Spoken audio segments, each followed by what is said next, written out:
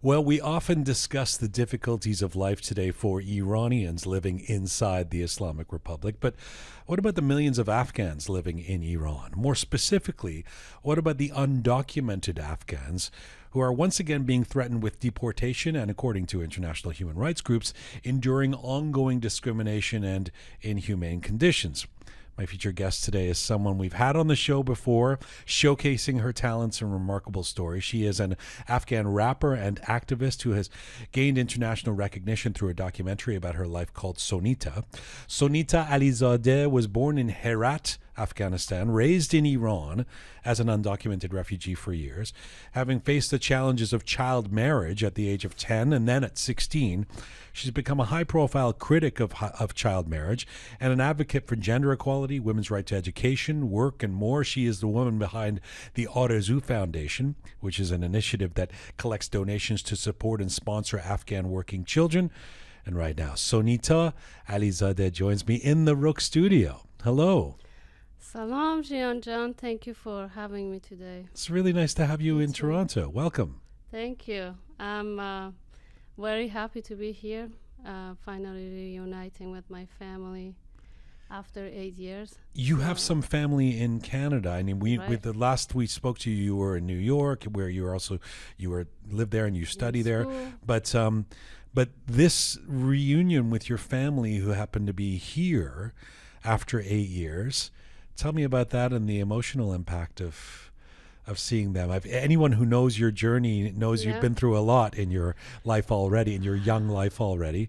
What's it like seeing your family? So one of the very difficulties in my life was the separation between my family and me, because I couldn't go back to Afghanistan. So finally, after 8 years, I made it to see them. I actually surprised them. I didn't tell my whole family I'm coming. I told my sister. So we organized everything. When they saw me, everyone was basically crying because after such a long time, we finally made it. And it was super nice. It's still so nice to be home and have my mom cook and seeing the kids grow, because usually I would be in touch with my family through WhatsApp. It's nice to be in person, and I feel very lucky. You've been through so much, and I know you've rapped about it, you've made films about it, you've been an outspoken activist about it. But do you get, given the trauma that you went through, do you get triggered? I mean, is on some level seeing your mom again, what kind of an experience is that? I don't know how to answer that, because I get that people think I should not like my mom or not be comfortable around her, because after all, it was her who was trying to sell me into marriage. But I really hope one thing that people get from all of this is that my mom always loved me. She loves me. And again, the reason why she was trying to do this, it's because she didn't know any other possibilities. She was sold into marriage at age 12. So at age 12, being sold into marriage, what can you expect for your daughter? You will practice the tradition to be a good Afghan woman. So that's all she knew. I often try to help people understand that if people try to sell or marry their daughters at a young age, it's sometimes because it's tradition, and sometimes because of poverty, and in other cases because you want to protect your daughter from being raped. But I want them to know that they always love their daughters and they want the best for them.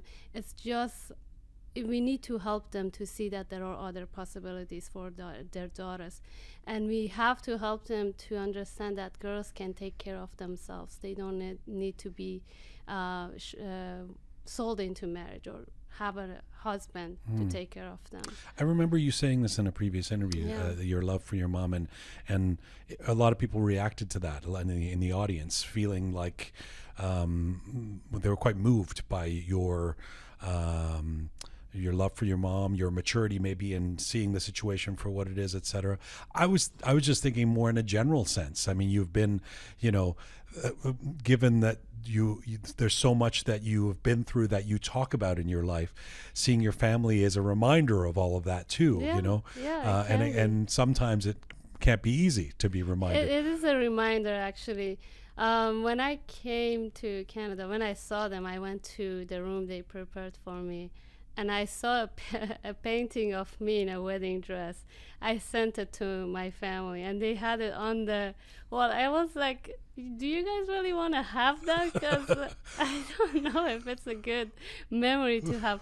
But I guess they all, they started to understand me, and I started to understand them better. So Right. I feel like everything is fine now. Well, it's nice to have you guys here. It's not Thank you. necessarily all fine back in Iran. One of the Definitely. precipitants for having you here was because of the latest news out of Iran.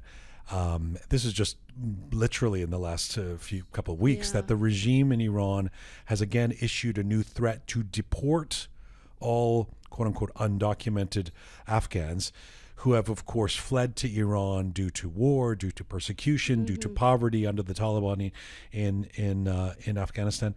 What do you know about this latest threat by the regime?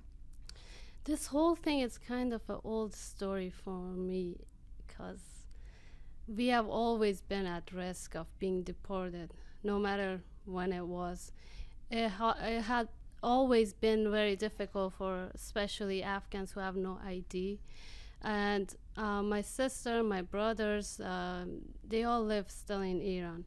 And even those who have legal documents, they're going through so much difficulties. From the latest article that I read, they're saying that the reason they want to deport Afghans is because of security, because of all jobs being taken by Afghans, and they say that from 300 birth when people go to hospital and then they write their names, whoever give birth in Iran from the woman, they say that 197 of those are Afghans.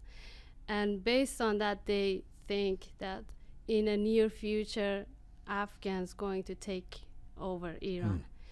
And who knows, really, they don't know the actual number. No one really knows, because Afghans, sometimes they come with passports, sometimes they come illegally. So there's not an actual number to say that Afghans are going to take over. And I also think that this whole chaos happened because the Iranian government really wants to blame someone, or want to, distract people from their own problems on someone else, or point them somewhere else. And that's, I think, the issue right now. Um, you know, my family, they're living right now in Iran, and they say even our neighbors have started to look at us differently because Well, of the news. I wanted to ask you, but actually, three steps back. By the way, because I want to ask you about the plight of what happens to Afghans when these dictates to deport them are made by the regime. But I also read that the regime, the government in Iran, wants to increase the population. So, Khamenei has this idea that in 20 years we have to get to 150 million people or something like that. And so there are certain, these are the nuances that you would know that I don't necessarily, based on the type of Muslim you are. There are certain Afghans that are more acceptable That's also than true. other Afghans, Yes. right? Yeah. That's also another thing. I heard that they want to increase the population, first of all, because of voting, elections. And the other reason is because they want to prepare Right. armies to, I don't know, to work for the Iranian government. But I don't know if there are different groups. they're all kind of being treated the same, all Afghans. If not, The Shias don't get treated differently from the Sunnis? um, I don't know about that, honestly, but it could be true because the population is Shia in Iran. Explain to me, when the regime issues these new dictates, when it says, we want to deport these undocumented Afghans, you've said that it somehow gives license to regular folks in Iran to hurt Afghans, to discriminate. This has been said widely, that it increases the level of discrimination that Afghans face inside Iran, and we've seen examples of that even on video in Qazvin and something. You posted one of those. Why does that happen? Why does the regime, the government saying this, turn into that kind of discrimination on the streets from regular Iranians? I think Afghans and Iranian people, they're all so angry with whatever's happening in their lives, with their, economic issues and security. I feel like they have anger within themselves. Suddenly, if something happens, they're like, okay, this is my punching box, or this is the moment for me to get out all the anger that I have. Because there is no reason to hate your neighbor who you used to say hi, who you used to hang out with, without any reason, just hearing stories. So, yeah. So it gives license for people to further see Afghans as a scapegoat for the issues, the problems that they're having inside Iran. Hundreds of thousands of Afghans are said to have migrated across the border into Iran since the Taliban re-seized power. That was in 2021. Yeah. And about the Taliban, you've said, and let me quote you, "My heart feels heavy. 2 years passed and 2 decades of progress were undone. Countless homes were shattered. Women's dreams were silenced. Yet I believe as swiftly as the Taliban took over, they'll one day swiftly be forced to leave. Give it some time." Just to catch those of us up, I mean, I think there's people generally know what Taliban means in terms of how people are treated. But what do you know about the current conditions inside Afghanistan, especially for women and girls under the Taliban? Right now, the focus, as you know, is mostly on the earthquake, people affected by the earthquake. But we are still focused through our zoo program. We are still focused on women and providing them with basic needs and support packages. So there is still, again, Afghanistan is still the only country in the world that prohibits girls from going to secondary school. This issue is still there. But again, there are people who are trying to help girls by providing them with online courses. And since they can't, they have been removed from public life, from governmental jobs, they have no other possibilities besides sitting at home and finding different solutions. And some of those are sewing, making jewelries, participating in online courses, and those are it's so hard for them, because suddenly from reaching your goals and being pushed back to decades. And still I see some of them being so strong, not losing hope, because this is what you really need when you're in a difficult situation. What really gives you the energy to move forward is having some hope. Because for all of us, having dreams, having a vision for ourselves, it's kind of like a map where you want to go in the future.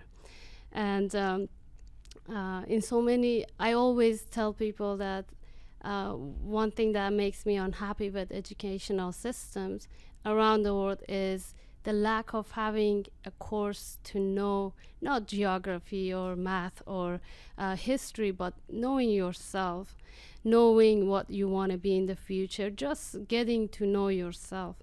I'm saying that because when I immigrated to Iran, I always wanted to sit in a classroom with Iranian kids wearing the same pink uniform. And when that didn't happen, I was lucky enough to find the NGO. And there I learned so much about myself. And that's the reason why I could continue during all those difficulties. Because within me, hope was alive. It didn't matter that all the doors were closed. It was important that I saw a possibility. How do you keep that hope alive? I mean, I'm assuming that either through fans of your music or through the work you do with Arazu, etc., you are in touch with young women, young people inside Afghanistan. How do you keep that hope alive when you're living under the Taliban? Now keeping hope alive is easy. I'm talking about years ago when I was only 15 years old and a child labor. Not you. How do the kids today in Afghanistan keep hope alive? Right. I'm going to tell you through my story. Okay. Because I lived with kids like me inside the NGO in Iran. And I saw them coming to class, basically being there to escape work. Slowly they started to really feel like life could be better with having dreams. And that was because that class opened their eye to a different future. This is like, okay, I'm going to give you another example. So my mom, when she was in Afghanistan, she was surrounded with people who had no idea that a different life was possible, that you could let your girls go to school, you could basically speak your mind without being judged. And that idea, through social media, through different examples, they started to change their point of view. So having a role model really, really helps. For all of us who were stuck in a bad situation, especially for my sisters who were sold into marriage, it's because their role model was no one but the girl next to us, the neighbor who got married, had kids, and they all wanted to be her. Right. So role model is very important. But if I don't know if you're in touch with, say, a teenager today in Kabul who's a young woman who can't get that education, etc. What's the conversation that's had about hang on to your hope, believe that you can, be like Sonita and be potentially going to be a Rhodes Scholar going to Oxford next year? I could say that it's easy, but again, it's so hard for them to hold on to that. It's nothing really solid for them. I think I want them to start having a dreams book for themselves. This is how I started to really fight for my dreams, because I had an image of each and one of my dreams. This could be one way for them to start, since there isn't any source for them really to help them grow mentally. So I think one really good thing that they could do for themselves is to have a notebook, look here, there, and see if they can see an image of their dream and put it there. And then I really hope they can start to learn about themselves. Learning about themselves, what they want, what they don't dislike. Once you know what you like and what you don't like, you're going to stand for what you like, right? So that really will push you to move forward, because you know where you want to be. I mean, I think maybe one of the ways that where they channel their hope is in getting out of Afghanistan, and a lot of them get out of Afghanistan. In fact, the mass majority of Afghans that flee Afghanistan go to Iran. And there are these millions living in Iran now who are undocumented. What are the conditions like for Afghans who don't have ID in Iran today? It's like how we lived years ago, secretly, trying to not have friends because they would know you're Afghans. Then they would probably report you. It's very difficult. My niece, she can't go to school anymore. So basically, she's at home mostly. and whenever she wants to do something like finding a job, that's not a possibility anymore for She them. can't go to school. Why? Because of not having ID, and also She'll be you- found out, kind of. right, you can, yes, and also Afghans are charged. Whatever happens at school, they get so much money from Afghans mostly. Afghans work for very low income and pay a lot of money for whatever services they ask for. That's heartbreaking when you say you try to not have friends so that people don't find out that you're Afghan. Tell me about that. I should tell you that not all the Iranians are the same, of course. Of course. They can, there are good people who actually will help, like Roqe helping me to get here. There are, wherever you go, there are good and bad people. So where they live is right now is, they're not friendly with Afghans, and they just moved there. So they're trying to keep a low profile. But I'm hoping in the near future I can help them to come here. Can I ask a stupid question? Can you get away with people not knowing that you're? I mean, don't Afghans have a particular dialect and stuff? Like when you talk, can't people tell that you're Afghan when you speak Farsi? Yeah. If you're a newcomer, yes, but people who have lived there for a long time, you can't really tell the difference. Right. And if they are deported, maybe this is an obvious question, but what kind of life awaits them back in Afghanistan if they are deported? I mean, are they somehow penalized when they get back to Afghanistan for trying to flee in the first place? In other words, is it even worse than it already was living under the Taliban? So the people who recently entered to Iran, they're police officers, they're judges, teachers, running away from the Taliban. Even though they say it's fine, you can return, but still they have done so much in the previous government that they fear to go back to Afghanistan. And living in a life in fear, I don't really know what kind of a life it is. So going back to Afghanistan with no sources left for them, I feel like it's worse to be returned to Afghanistan than living in Iran, even though discrimination is. But is it worse than it was when they were already living in Afghanistan? I mean, in other words, is the great fear that you leave and that you get forced to come back, and now you're somebody who tried to leave? You mean if they go back and then they're in a bad situation that they have to come back? If they go back and I don't know, the Taliban, somebody, they somehow get penalized because they've tried to. They're a police officer that tried to leave the country. If they're lucky enough to survive, if once they're returned to Afghanistan, I guess it would be worse. And I know many people who already went back and forth because they were deported. But again, they're normal people. They were never involved with the government. So with this situation in Afghanistan right now, I don't know if it would really help anyone to live in Afghanistan with poverty, with insecurity, and natural disasters. So I've been asking a number of Iranians just randomly about Afghans in Iran. And I was trying to get a sampling of opinions because it's easy to bring, not easy, but I mean, it's usually the case that we bring somebody like you on, or media brings somebody like you on and empathizes with you and sympathizes with you and sort of says, okay, thank you very much, and leaves.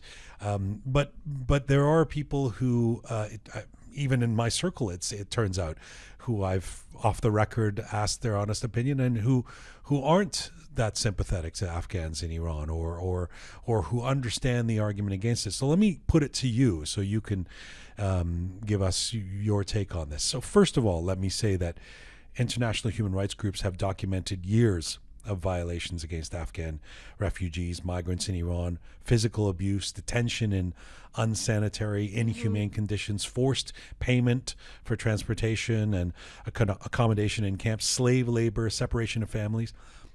On the other hand, some Iranians will argue that there are already dire economic conditions in Iran, and these illegal migrants make the situation worse. You know, there's up to 3 million refugee-like populations in Iran. Iran's become the second largest refugee-hosting country in the world after Turkey. It's already a developing country itself.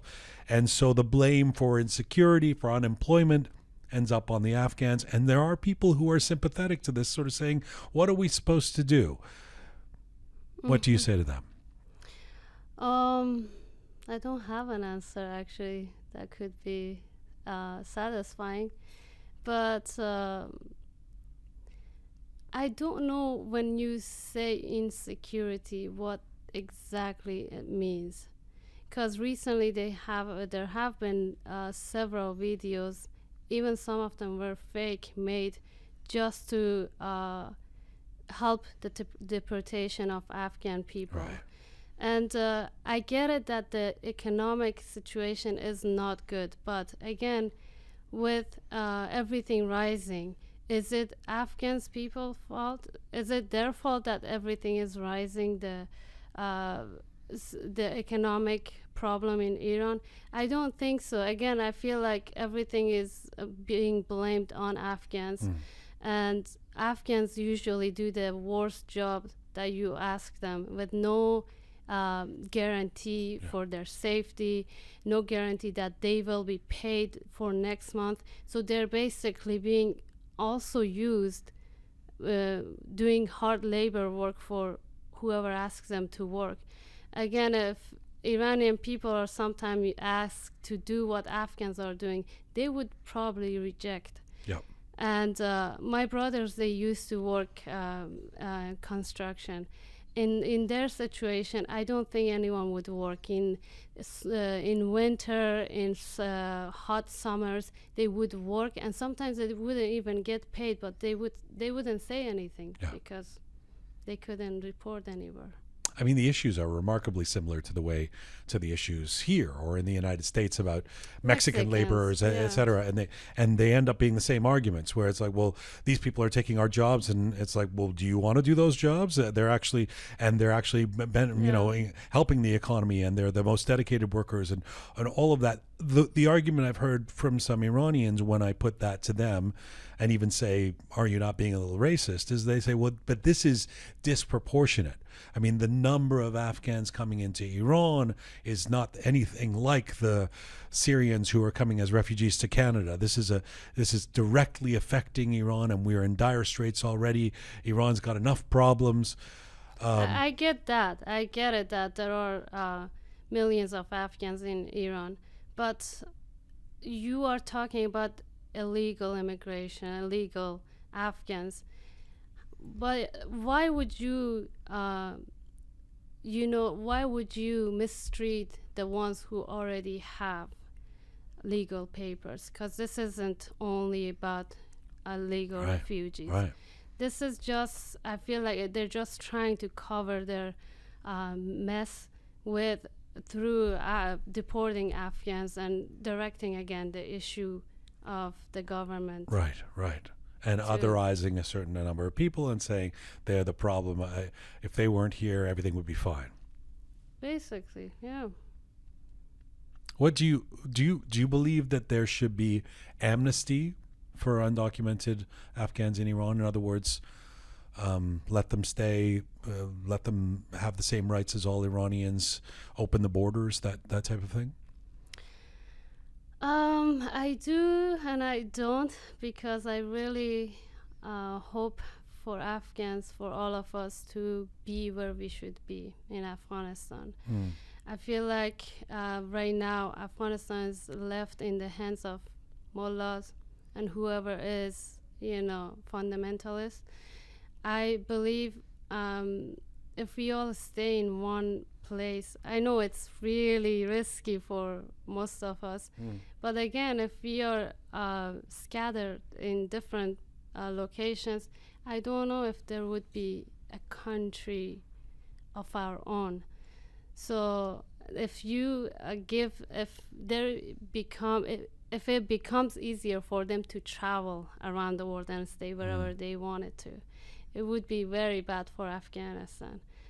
But I think they should consider the situation, people who are really in need, like soldiers, officers who worked in the previous government. They really should be protected. And what's your relationship with Afghanistan now? I mean, as someone who's now left and gone to a fancy university in New York and become a Rhodes Scholar, and you're here in Toronto, and you're potentially going to London, and you've got the place in New York, etc. I mean, do you still feel like Afghanistan is home? And if the situation does hopefully change there, would it be something that you would do to return? My relationship, I do also question that often. It's a little bit difficult. Have you seen the film Terminal? Sure. Yeah. Yes, yeah. It kind of feels like that. You don't know where you really belong. You have lived in different places, and you still don't have an actual home. Living in Iran, here, Afghanistan, now it's, I don't know, but I do believe that the Taliban won't be always in power, and that's why I'm trying to pursue my master in public policy, so one day I can return to Afghanistan and prepare myself to bring stable, sustainable changes. So, and sometimes it really feels sad when I'm with family. They often watch videos from Afghanistan, mostly from Herat. When we turn on the TV, it's not the Herati people that we see. It's mostly people from Pakistan, from Kandahar, from Pakistan, that are in charge of different positions and institutions in Afghanistan, in Herat. So it feels like home is right now taken away from us, but it won't always stay the same. Will you become a politician? Although I don't like them, but I will. but you'll become a likable one, meaning you would be. I mean, you could be president of Afghanistan one day, a different Afghanistan. That's in my dreams book. Yes. Okay. It doesn't matter whatever I become. I just want to go back to Afghanistan when the situation is better, so I can do something. Because right now I feel like sometimes I feel like useless. I don't feel good because I live in a good situation, and I see so many people suffer, don't even have something to eat, and that's why I decided to start RSU. I wanted to feel a little bit better. Perfect segue to my final question. I'm going to ask you about the RSU Foundation. By the way, I think especially over the last year with the uprising in Iran, a lot of Iranians feel that way. This helplessness of what can I possibly do from here? I mean, I'll go to the demonstrations and I'll, but what can we actually do? How can we? And so we're left to try and affect the policy of the governments of where we're living, and hope that the Canadian government puts the IRGC on the terrorist list or whatever it may be. But it is generally a feeling of helplessness. Yeah, definitely. But again, there are different ways you could help, like social media is great, or demonstration. I don't know how much it's going to help right away, but it will add to make change something in the future. So for me, I thought RSU would be good because I'm distributing to Afghanistan and to Afghan people, and being a child labor in Iran, I thought that would be a good start for my work. Tell me about RSU Foundation. What does it do? RSU, again, it means wish. And I started, I think, 3 years ago, and I saw so many Afghan working children in Afghanistan when I was there in 2015, I think, yeah, and 16. So I wanted to help those kids to go to school instead of working, because this was my situation in Iran. So I started to ask whoever is following me on social media, I started to ask them to donate whatever they can every month, so we could sponsor 1 or 2 or 3 kids every month. So this program, it went very well, still is going well, that we started to ask families asking for a second family in the US or in other countries. So every month we find 2 impoverished kids from Afghanistan. We post the picture on social media and then ask people to distant adopt them. And then we send the $50 to Afghanistan to buy food packages for the kids. And instead of going to work, they could use that package. And that support package will give them the opportunity to stay at home or go to school. Yeah. Basically be kids. And so far How do you find the kids? We have a team of volunteers in Afghanistan who go around and see whoever needs help. And there are a few interviews that we have to do before accepting the kids. And then they come on the list. I really like it, though. It's something tangible, right? You see the, I mean, as long as it doesn't set up a culture of dependency for the rest of their lives, but you see you see the result in changing a kid's life. Yeah, definitely. Some people might say that this is not going to make any difference in their lives in terms of education, and but how can it not? exactly. Yeah. I feel like if you want to help someone, first of all, help them to survive, because hunger is real in Afghanistan. So with these packages, we try to help them to have something to eat, and also whenever they don't need food, they actually tell us that we could spend the money on things like clothing for winter. And one thing that I wanted to mention is that one of the kids that we helped, her name was Basmina, and when the Taliban took over, she got shot. Her scalp was broken, and she lost vision, her left eye. And through Arazu and people who support us on social media, we were able to take her to Pakistan to do a surgery. And after a few months, she was all fine. She could see again, she could speak. So these are the changes we are trying to make through Arazu. Good on you. Yeah, thank you. It's nice to have you here. I mean, what's happening with the hip-hop career? Dad. Aren't you supposed to be dropping some new rhymes or whatever the lingo is? You I will mean, see. You'll be surprised soon. I feel bad actually because I mean, it's not. It's you. You're the self-proclaimed activist, and it is the work you do. So, I'm left to talk to you about that. But I do feel bad that when I see someone like you, or every time I have you on, we have to talk about really heavy subjects. I can't just, we can't just, dish about our favorite hip hop artists. But hopefully, that's another thing that can come in the future. Yeah, definitely. I'm working on a few tracks right now. One of them is for D-Day, and I'll be performing in France in June 2024. Oh. And so that's gonna D-Day be as in World War II D-Day? right. So interesting. that's gonna be one of my What's most your relationship exciting. with D-Day? I write a lot of songs about, if it's not D-Day, but things like, have you seen Sarbaz, my song? Yes. So yes, of course, yes. Because of that, they thought I could be a good candidate All for right. that. So I'm writing a song for D-Day to perform in France for 4,000 people. I'm very excited. Yeah. Yeah. So, and that's going to be that's gonna be my mom's first time to be in a concert. My concert. You're going to bring her to France. Yeah. That's beautiful. Yeah. It's a real pleasure to have you here. Thanks you, for you shedding too. the Of insights, and course. thanks for being here in person. And it's always an education and energizing getting to talk to you. Thank you. Thanks for having me.